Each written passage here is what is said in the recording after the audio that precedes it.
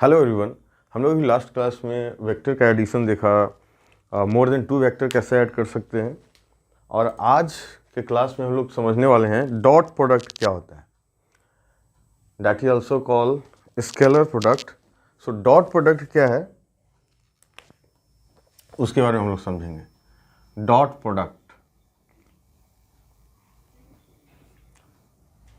Product basically अगर हम लोग बात बोलें कि ए एक वेक्टर है, बी एक वेक्टर है, तो इसको इस तरह डिफाइन किया जाता है कि this is a b cos theta. This is not a vector quantity, this is scalar quantity.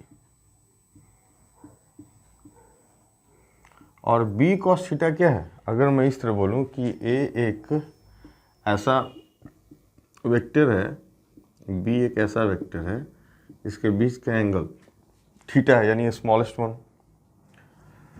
So this would be b cos theta and this is the projection. क्या है? This is the projection of vector b along vector a. तो dot product is a scalar quantity और इसका use है आगे बहुत सारे। हम लोग जब फिजिक्स का न्यूमेरिकल बनाएंगे या बहुत सा फिजिक्स का स्टडी करेंगे, इसमें इसका यूज़ है।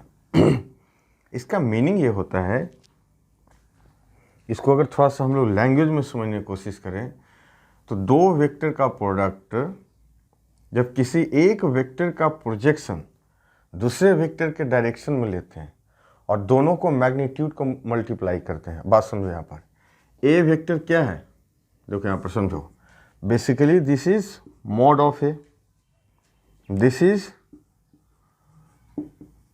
प्रोजेक्शन ऑफ वेक्टर बी, है ना? ये क्या है? Projection of vector b along vector a के डायरेक्शन में। तो ये क्या हो गया? ए, और ये क्या हो गया? B cos theta. तो हमारे कुछ ऐसे, अब रीजन है हमेशा कि फिजिक्स में क्यों कुछ पढ़ रहे हैं, कुछ तो उसका रीजन होगा ना। तो कुछ ऐसे हमारे फिजिकल क्वांटिटी आएंगे, कुछ ऐसा इवेंट और घटनाएं हैं नेचर में कि हमें उस फिजिकल क्वांटिटी का एक कंपोनेंट एक पर्टिकुलर डायरेक्शन में क्या है उसको कंसीडर करना पड़ता है। एज फॉर एग्जांपल बता रहा हूँ, शायद आप पढ़े होंगे फिजिक्स में, आगे तो नहीं, लेकिन फिर भी समझो एक चीज़ों को। सपोज एक ब्लॉक है, एक ग्राउंड है, ब्लॉक पर ऐसे फोर्स लग रहा है। तो आपने 10th में पढ़ा होगा कि वर्क डन क्या होता है? फोर्स डिस्प्लेसमेंट के डायरेक्शन में जो फोर्स लग रहा है, यानी कि जिस डायरेक्शन में मूवमेंट है उस डायरेक्शन में जो फोर्स का कंपोनेंट लग रहा है उसका जो प्रोडक्ट होता है, that is the work done. यानी कि फोर्स ऐसे लग रहा है कि फोर्स ऐसे लग रहा है कि फोर्स ऐसे लग रहा है, उससे मतलब नहीं है। अगर ब्लॉक ऐसे मूव किया तो जिस डायरेक्शन में मूवमेंट है उस डायरेक्शन में कितना फोर्स लग रहा है, उस दोनों का प्रोडक्ट वर्क डन होता है। अब समझ में आ रहा है इसका यूज क्या है? तो मान लो कि चलो इसको भी रब करते हैं, यहाँ पर ऐसे देखते हैं सिर्फ कि फोर्स हमारा यहाँ पर है, ये थीटा एंगल है, और यहाँ से मूव किया, मान लो डी डिस्प्लेस हुआ, तो वर्क डन बोला जाता है कि force applied in the direction of displacement, the product of force applied in the direction of the displacement times of displacement. यानी कि इस डायरेक्शन में, डिस्प्लेसमेंट डायरेक्शन में फोर्स का कंपोनेंट क्या होगा? F cos theta. और वर्क डन क्या है? Force applied in the direction of displacement into displacement, तो क्या हो गया? F D cos theta. और ये क्या है? डॉट प्रोडक्ट, जिसको ऐसा में बोल सकते हैं कि एफ डॉट डी। आया बात समझ में? तो इसका यूज क्या है? इस तरीके से है। तो यहां आप समझ में आया कि डॉट, और क्या है ये? This is scalar quantity. अब दूसरी बात कि ए डॉट बी, बात समझो, a dot b a b cos theta. अगर मैं आपसे ये बोलूं कि बी डॉट ए, अगर मैं आपसे बोलूं कि बी डॉट ए, यानी कि बी हमारा ऐसे है, ए हम लोग ऐसे लिए थे और एंगल थीटा है, तो बी डॉट ए या ए डॉट बी दोनों क्या होगा, ए बी कॉस थीटा। तो डिफाइन कैसे किया, दोनों का magnitude a dot b, b का प्रोजेक्शन ले लिया, ए का प्रोजेक्शन ले लो, तो बी पर ए का प्रोजेक्शन ले लो या ए का बी पर प्रोजेक्शन ले लो, प्रोडक्ट क्या आने वाला है, ए बी कॉस थीटा। तो यहाँ से एक चीज़ और हमें समझ में आया कि a dot b equal to b dot a, यानी डॉट प्रोडक्ट में जब सीक्वेंस को हम लोग चेंज कर रहे हैं वेक्टर का, तो रिजल्ट जो है हमारा ए बी कॉस थीटा ही रहेगा। एक और चीज़ समझ में आया, नोट करो इसे आप।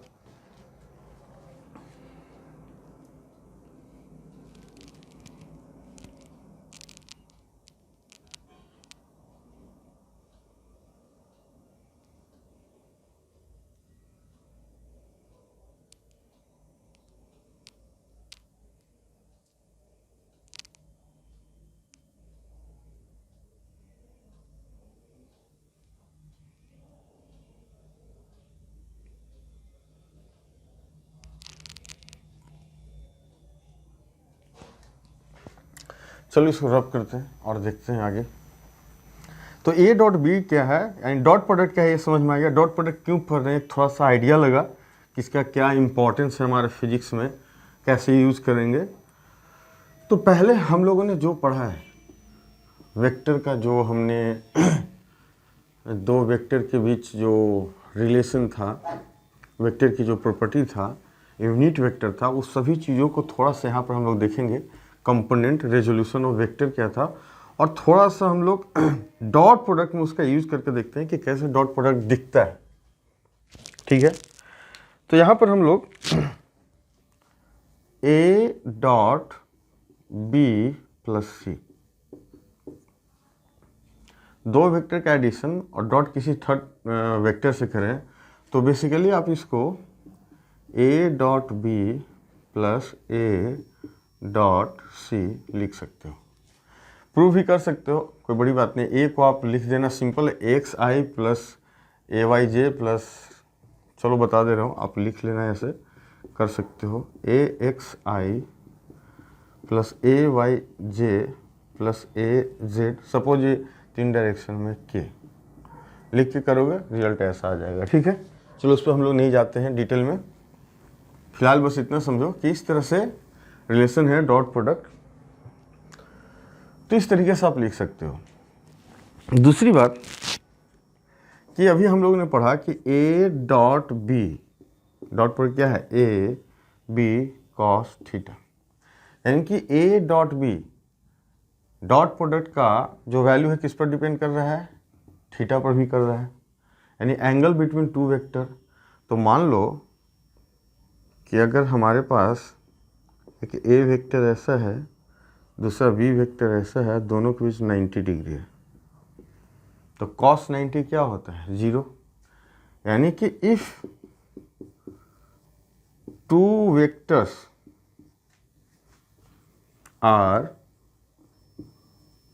Mutually perpendicular, then dot product, इस केस की बात कर रहा हूँ ऐसे नोटेशन के लिए, a dot b equal to 0। आया बात समझ में। दूसरा केस ये है कि ए वेक्टर ऐसे है और बी वेक्टर भी ऐसे है, पैरेलल, यानी थीटा क्या हो गया, 0 डिग्री। यहाँ क्या था, 90 डिग्री। तो cos 0 क्या होता है, cos 0 डिग्री क्या होता है, 1। देखो तो a dot b would be simply magnitude of a into magnitude of b, that is simple a b. ये समझ में आया। अब समझो और इंटरेस्टिंग चीज थोड़ा सा, आप नोट करो इसे।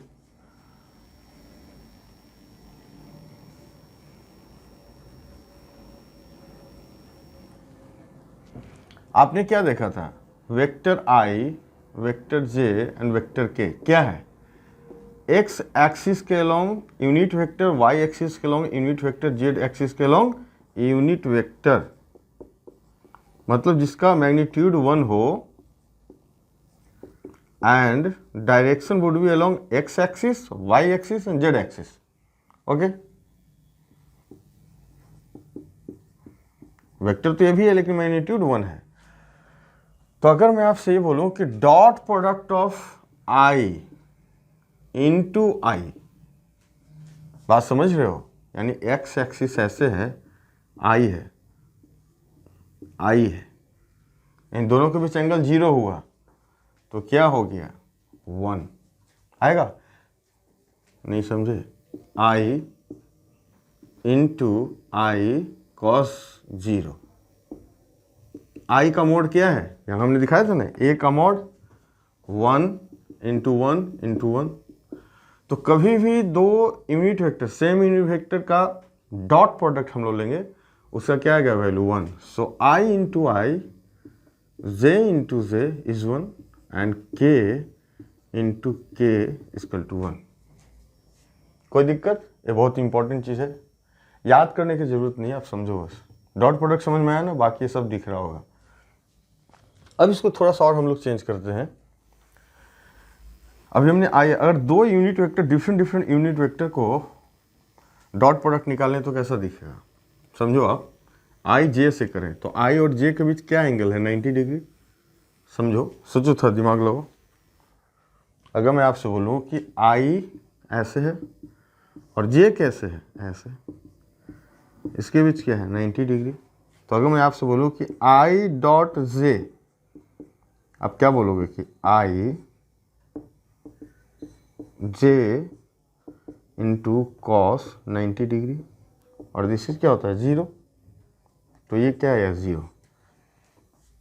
यानी डॉट प्रोडक्ट के केस में, डॉट प्रोडक्ट के केस में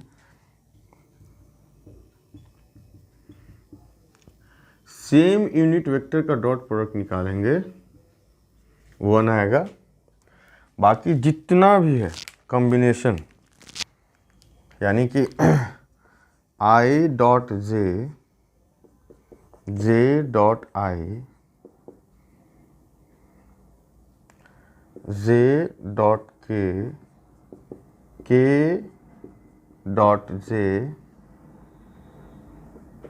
आई डॉट के या के डॉट आई, ये सारे क्या होंगे? 0। क्यों? क्योंकि 90 डिग्री है इनके बीच। So cos 90 is 0। समझ में आया? नोट करो इसे।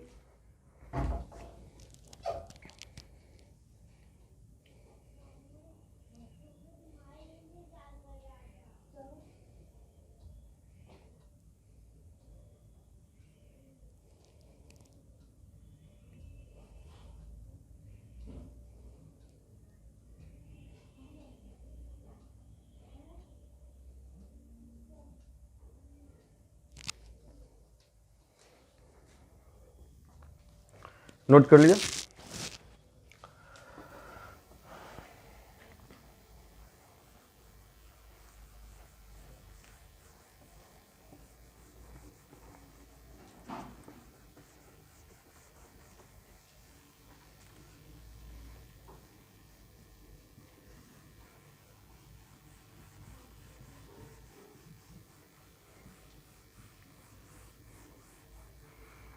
अब यहाँ पर जो आई जे के जो भी यूनिट वेक्टर है हम लोग के पास, वो क्या है बेसिकली, किस तरीके से दिख रहा है? ये है ना, ऐसे देखो तो, this is x axis, unit vector along x axis i, this is y axis z and this is z axis k. ये क्या है? आपस में सब म्यूचुअल परपेंडिकुलर है। इसको क्या बोलते हैं? म्यूचुअली परपेंडिकुलर एक दूसरे से, यानी एक दूसरे से 90 डिग्री पर, इसको म्यूचुअल परपेंडिकुलर बोलते हैं। तो यहाँ पर हम लोग ऐसा देखते हैं कि दो वेक्टर लेते हैं। मान लिया कि ए वेक्टर ऐसा लिया जो है ए एक्स आई प्लस ए वाई जे प्लस ए जेड के। एक्स क्या है, component of A along X, component of Y along Y, component of A along Z. हम लोग करते थे ना, ए कॉस अल्फा, फिर यहाँ से ए कॉस बीटा, ए कॉस गामा, वो है। दूसरा है वेक्टर बी, ये है बी एक्स आई प्लस बी वाई जे प्लस बी जेड के। अब इस दोनों का डॉट प्रोडक्ट निकालते हैं, थोड़ा सा देख लेते हैं क्या होता है। ए डॉट बी अगर प्रोडक्ट निकालना हो तो बेसिकली हम लोग क्या करेंगे, ए एक्स आई प्लस ए वाई जे प्लस ए जेड के, ऐसा लिखा। डॉट प्रोडक्ट बी एक्स आई, याद करने की ज़रूरत नहीं है ये सब, बस देखते जाओ, आपको एक फ्लेवर बस मिलेगा क्या है। बी वाई जे प्लस बी जेड के, देखते जाओ, एंजॉय करो, दिमाग खोल के बस देखो, आँख खोल के नहीं, दिमाग खोल के देखो क्या हो रहा है। अब देखो यहाँ से आप सिंपल प्रोडक्ट करोगे तो आपको पता है कि जो भी सेम यूनिट का है, यूनिट वेक्टर जो सेम है उसका 1 होना है, बाकी का 0 होना है। चलो फिर भी लिख लेते हैं। So a x i into dot, इन डॉट प्रोडक्ट है ना, dot b x I plus a x i dot b y j, इसको नोट करते हैं जो 0 होने वाला होगा, ठीक है। ए x i dot b z के 0 होगा, देखो 90 डिग्री है, प्लस दूसरे टर्म से मल्टीप्लाई किया, a Y j dot b x i, a Y j dot b y J plus A Y j dot b z k, ये भी 0 होने वाला है। Third, a Z k dot product b x i, ये 0 होने वाला है। क्यों? क्या ये 90 डिग्री है ना, ये तो कांस्टेंट है, न्यूमेरिकल वैल्यू है ये, प्लस ए Z k dot b y जे, ये भी 0 होने वाला है, प्लस ए Z k dot b z के। तो जो भी ये लाइनिंग दिख रहा है, ये सारे 0 हो जाएंगे। क्यों? म्यूचुअल परपेंडिकुलर है, जे एंड के 90 डिग्री, तो डॉट प्रोडक्ट क्या हुआ 90 डिग्री का, cos 90 0, ये तो समझ में आ रहा है।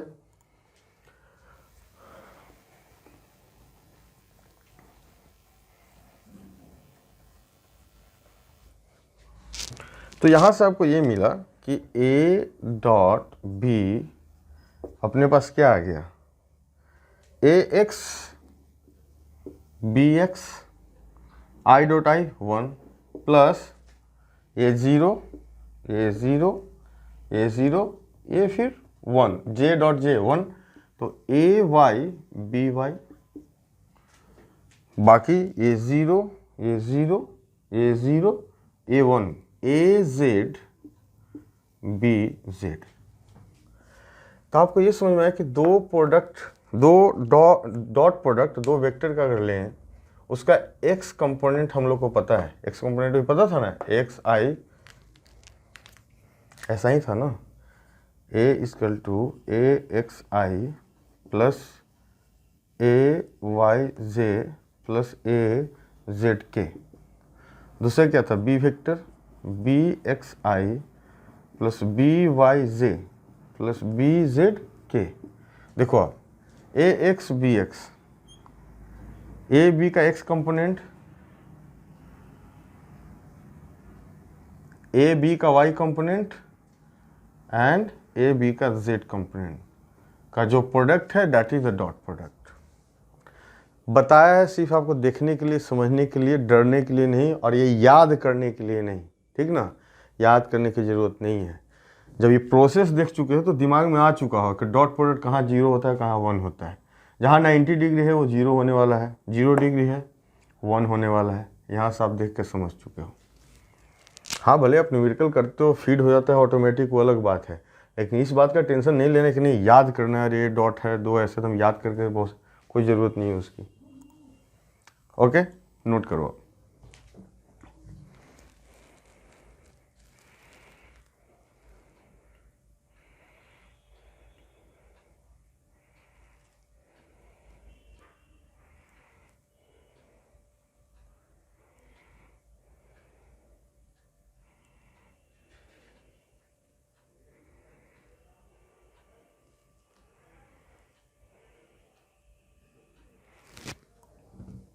चलो इसको रब करते हैं।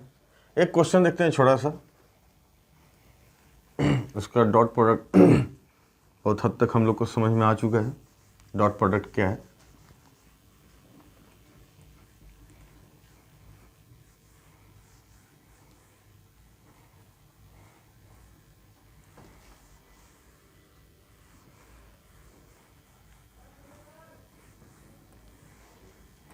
चलो क्वेश्चन ये है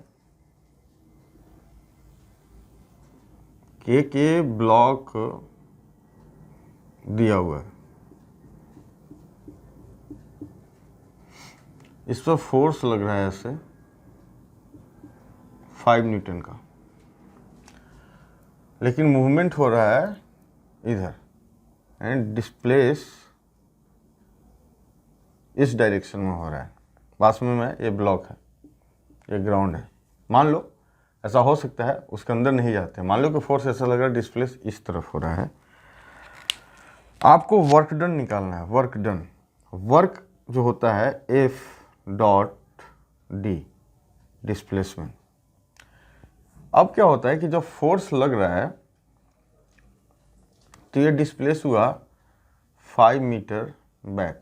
5 न्यूटन का फोर्स लग रहा था, ये कुछ टाइम जो फोर्स लगता रहा कांस्टेंट फोर्स से ये, तो ये 5 मीटर मूव किया जिधर फोर्स लग रहा है उसके अपोजिट डायरेक्शन में। तो ये बताओ आप कि वर्क डन कितना होगा। आपको फार्मूला भी दिया हुआ है, आपको ये नहीं सोचना है कि वर्क डन कैसे निकलता है, फार्मूला दे रखा है, ठीक है। नहीं पढ़ा है तो ठीक है, फार्मूला है, वर्क डन निकालना है, एफ डॉट डी से निकलता है। This is the dot product है, एफ डॉट डी का मतलब डॉट प्रोडक्ट। सोचो आप, तो यहाँ आपको क्या मालूम है, एफ मालूम है, डी मालूम है, कॉस थीटा। अब देखो इस दोनों के बीच एंगल क्या है, दोनों के बीच एंगल क्या है। अगर डिस्प्लेसमेंट इस डायरेक्शन में होता तो कुछ रहता 30 या 60, सपोज ऐसे होता तो 90, ये क्या है 180 डिग्री। तो सिंपल ये क्या हो रहा है, एफ डी कॉस 180 डिग्री।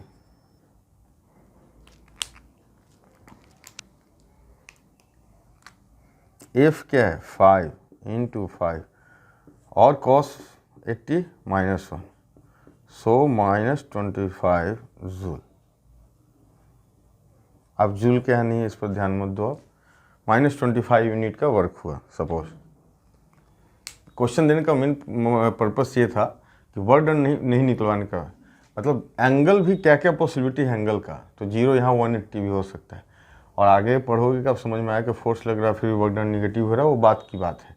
लेकिन डॉट प्रोडक्ट में आपको ये समझ में आया कि यहाँ पर 180 डिग्री भी हो सकता है सिचुएशन। यहाँ पर मेन क्वेश्चन का मतलब ये था कि कितने डिग्री के साथ लोग थीटा क्या लें, ये मेन इसका रीज़न ये था। तो थीटा यहाँ पर क्या होगा 180 डिग्री, क्योंकि फोर्स ऐसा लग रहा है, डिस्प्लेसमेंट ऐसा हो रहा है। बाय द वे फोर्स ऐसा लगता है यहाँ पर, बाय द वे डिस्प्लेसमेंट ऐसा होता है, कुछ एंगल होता, फोर्स ऐसा लगता है, डिस्प्लेसमेंट ऐसा होता। तो हम लोग देखते कि क्या क्या हो रहा है चीज़ों को, कितना एंगल होगा उसको देखते हैं। यहाँ फोर्स ऐसे लग रहा है, डिस्प्लेसमेंट ऐसा हो रहा है, तो क्या हुआ 180 डिग्री, राइट। नोट करो आप।